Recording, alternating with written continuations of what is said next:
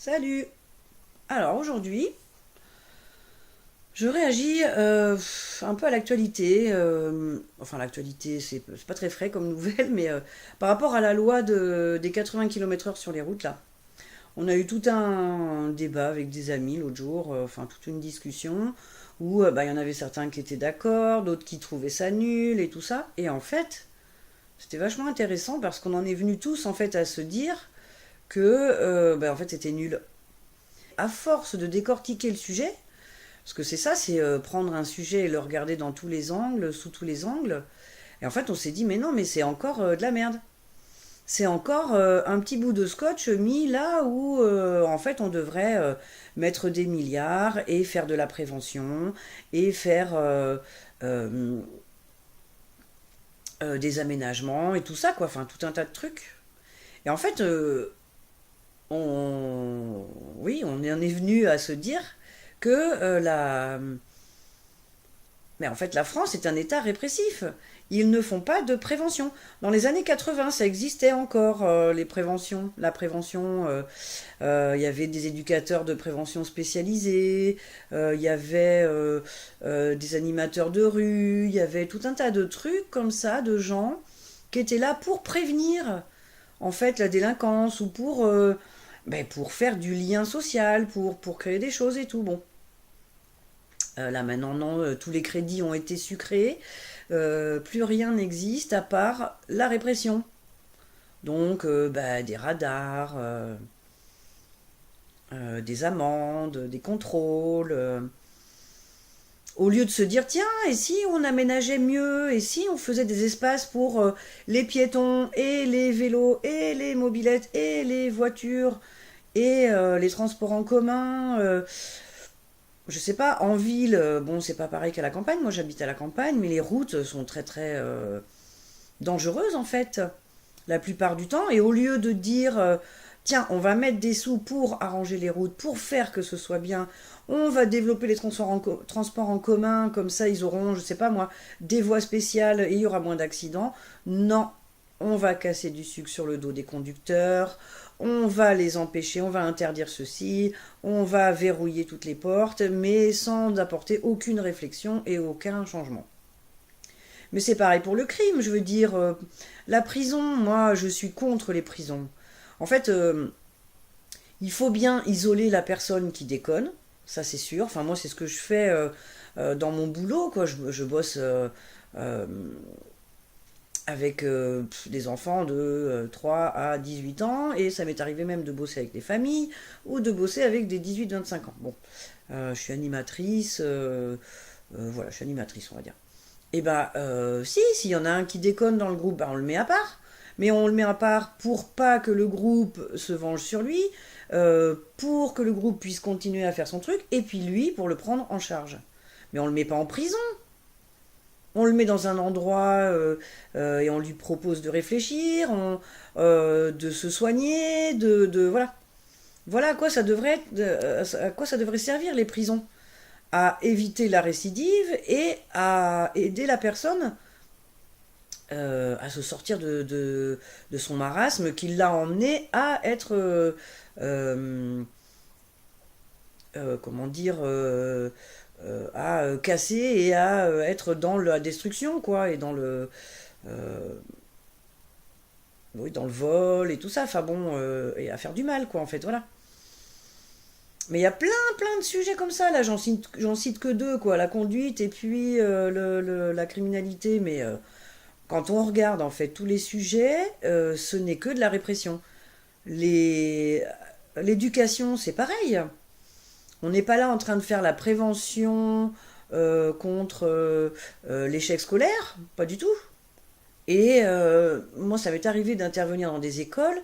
Il y a parfois, comment dire, un directeur, une directrice, enfin une direction tout à fait humaine et altruiste, et qui va justement impulser une autre façon dans son école.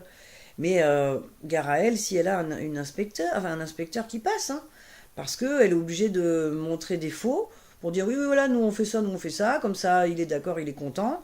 Et puis elle, après, continuer son truc. Sinon, les personnes se font emmerder. C'est très difficile, quoi, d'aller contre la façon de faire étatique. Mais il y a plein de sujets où, en fait, l'État français n'est que répressif et pas du tout dans la prévention. Tout ce qu'on appelle prévention routière, là, mais c'est débile. On apprend aux enfants à faire les singes sur un véhicule sans comprendre, mais à quoi ça sert, en fait, euh, d'apprendre ça. En plus, c'est pas fait d'une manière très ludique. Enfin bon, voilà. Il y a plein de sujets comme ça où, en fait, on peut se dire, eh bien, on met des bouts de scotch, on fait de la répression, on interdit les choses, mais on ne réfléchit surtout pas à comment prévenir et à comment empêcher, en amont déjà, en fait, quoi. C'est un projet de société? Non. Ils n'ont pas un projet de société, les dirigeants, là. Ils ont un projet de richesse, d'enrichissement.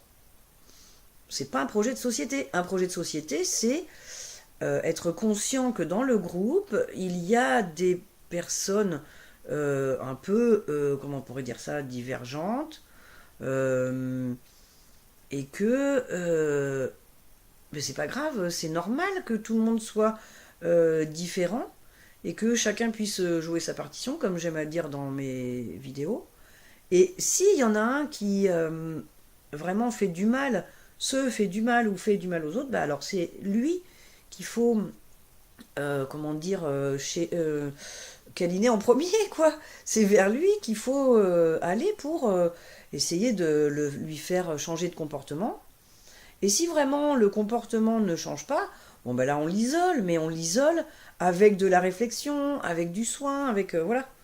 Enfin, un projet de société, c'est ça, mais je sais pas ce qu'ils veulent. Je crois qu'ils veulent une société mondiale où tout est uniformisé, voilà, puis c'est tout. Euh, Puis alors en face, ben, le peuple est d'accord puisque il est éduqué comme ça, il est éduqué dans la répression. Donc il trouve normal que de punir le méchant. Alors que ben non, c'est pas le méchant, faut pas le punir en fait. Faut l'isoler certes, mais il faut lui montrer qu'il peut faire autre chose que d'être méchant en fait. C'est bizarre, hein, c'est bizarre.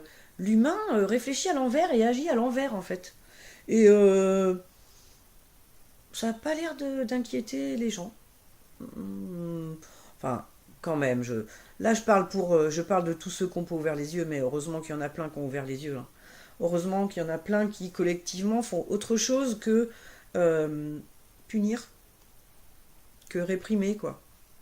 Heureusement que enfin, en local, sur des petites communes, sur des petits groupes, on a des choses tout à fait euh, intéressantes à faire. Par exemple, il y a un truc génial qui se passe à Notre-Dame-des-Landes.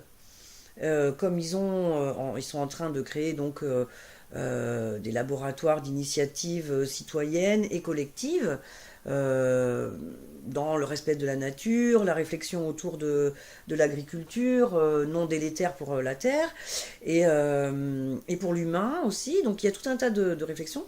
Et ils ont mis comment dire, une petite commission où en fait c'est chacun à tour de rôle.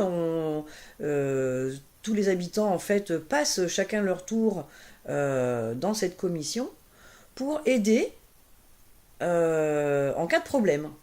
Et ils appellent ça le cycle des bouses. Mais c'est génial. Mais non, mais comment on appelle ça, la métaphore de la bouse. C'est quelque chose que tu chies parce que t'as trié et t'en as pas besoin, mais en fait une bouse, elle est là pour rendre service au collectif, puisqu'elle est là pour rendre service à la terre. Donc en fait le cycle des bouses, c'est ça, c'est moi je trie en moi ce qui va pas bien, je j'élimine ce qui me fait du mal et ce qui me fait faire du mal à l'autre, et puis euh, ma réflexion, comment dire, euh, mince, mon nettoyage entre guillemets quoi, sert pour les autres. Et en fait, ce qui est génial, c'est que y a pas, c'est pas un tribunal, c'est une cellule de réflexion. C'est une commission oui, de réflexion, vraiment, où chacun est entendu et chacun a sa part dans euh, l'étude du problème et dans, justement, comme je disais tout à l'heure, le fait de regarder sous tous les angles le problème et à plusieurs et comme on appellerait en justice faire jurisprudence, et bien là pareil. C'est-à-dire que l'histoire de la personne et comment elle s'en est sortie peut servir au, au commun des mortels, enfin à la communauté. Et le fait de dire le cycle des bouses, c'est aussi, ça témoigne du positionnement qui n'est pas jugeant et maltraitant.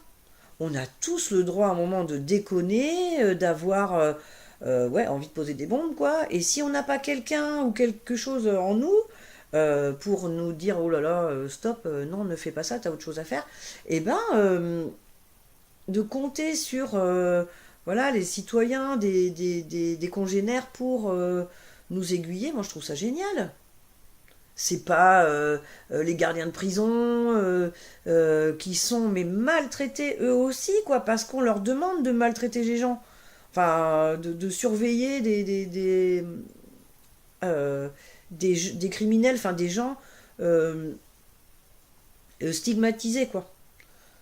Bon, c'est un peu fouillis cette vidéo, mais ça a le mérite de lancer une réflexion aussi de comment on considère nos brebis galeuses, entre guillemets, quoi. Enfin, moi je me considère pas comme un mouton, mais je veux dire, dans notre groupe, dans notre société, comment on considère ceux qui déconnent? Est-ce que on les réprime, mande, ou est-ce qu'on les aide? Et en fait, c'est ça la prévention. C'est se dire comment j'aide pour qu'il n'y ait pas de problème. Moi, j'aimerais bien que tout le monde enfin, que de plus en plus de gens, comme à Notre-Dame-des-Landes ou comme dans d'autres endroits, d'autres initiatives collectives, il y ait de plus en plus de gens qui prennent soin d'eux, quoi, et de leurs congénères, en fait, quoi. Qui prennent soin de la terre, qui prennent soin.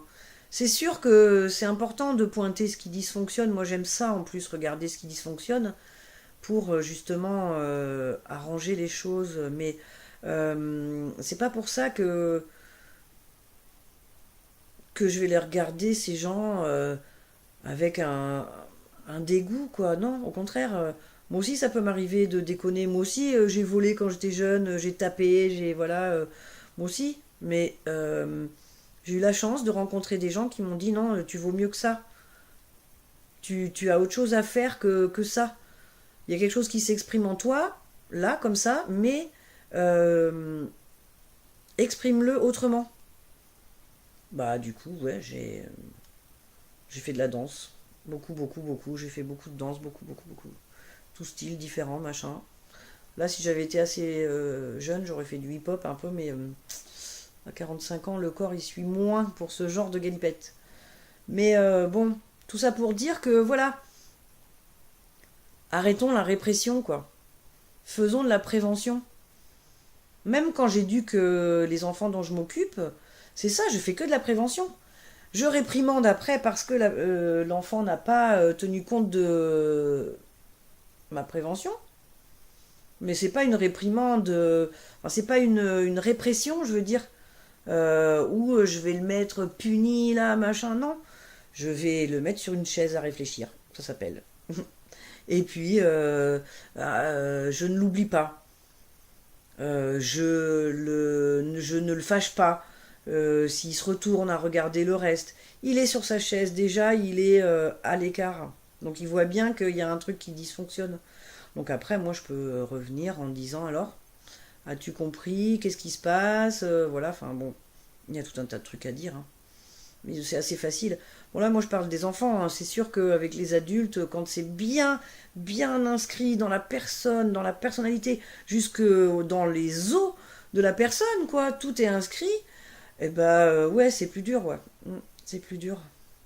Alors après, il reste encore l'éducation populaire, hein. Et puis, bah, les relations. plus on rencontre des gens qui nous disent le contraire de ce qu'on a toujours cru, plus à un moment ça germe. Et c'est peut-être pour ça aussi qu'ils nous divisent, hein. C'est pour ça aussi qu'ils veulent pas qu'on se rende compte de trop, que voilà, ils essayent par tous les moyens d'endiguer les fake news entre guillemets. Bah oui, bah oui, bah oui, bah oui, parce que du coup, comme le cerveau est quand même très très malléable, la personnalité aussi peut être malléable. Eh bien, des gens qui ont toujours cru au dieu fric et qui, au fur et à mesure, rencontrent des gens de plus en plus qui vivent sans fric et qui s'éclatent. Euh, des gens qui croyaient que la vérité c'était la norme et qui voient comment on peut dire, des anormaux entre guillemets vivre quand même et s'éclater quand même, ben voilà, ça fait bouger au fur et à mesure quoi. Donc bah ouais, j'avais envie de mettre cette vidéo là, voilà.